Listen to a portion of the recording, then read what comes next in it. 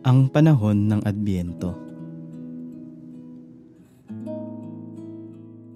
Ano ba ang panahon ng Adbyento?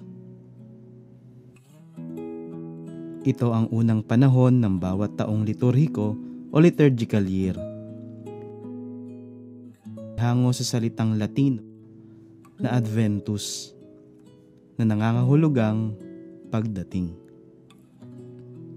Sa makatuwid, ang Adbyento ay kapanahunan ng paghahanda sa Pasko ng pagsilang ni Jesus.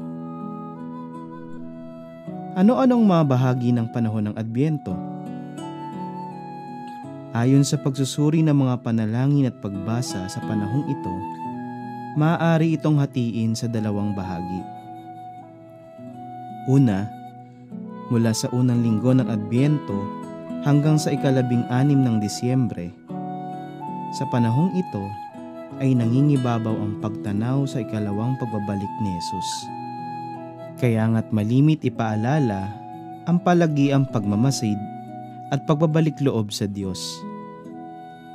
Ikalawa, mula sa ika-16 hanggang ika-24 ng Disyembre, bisperas ng Pasko ng pagsilang ni Jesus, ito'y nalalaan bilang nalalapit na paghahanda sa Pasko. Sa gayon, binibigyan diin ang pagiging bukas sa pagtanggap kay Jesus at sa pagnanasang maranasan ang pagbabago.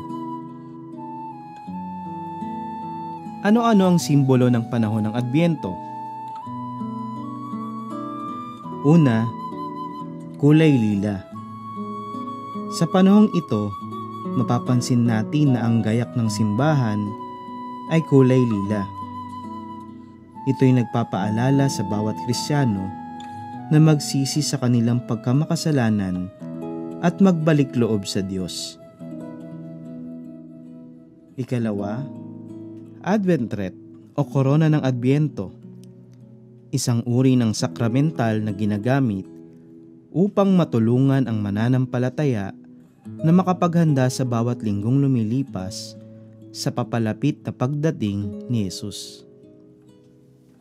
Ano ba ang bawat bahagi ng Advent wreath o korona ng Adbyento?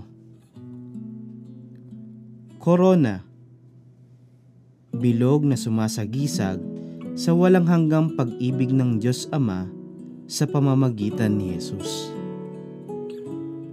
Nariyan din ang mga luntiang dahon na sagisag ng pagliligtas na dulot ng Diyos Ama sa pamamagitan ni Jesus. Ito'y simbolo rin ng pag-asa. Mapapansin natin na mayroong 4 na kandila.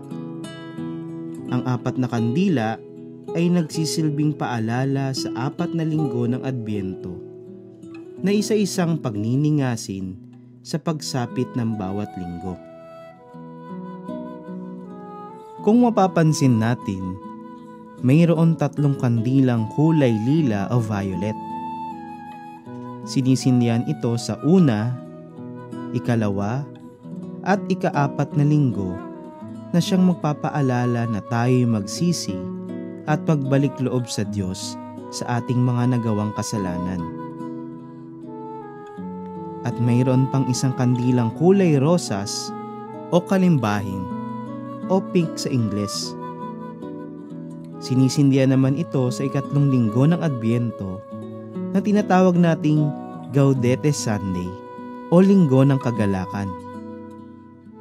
Ito naman ay nagpapahayag ng kagalakan sa nalalapit na pagdating ni Jesus na ating Panginoon.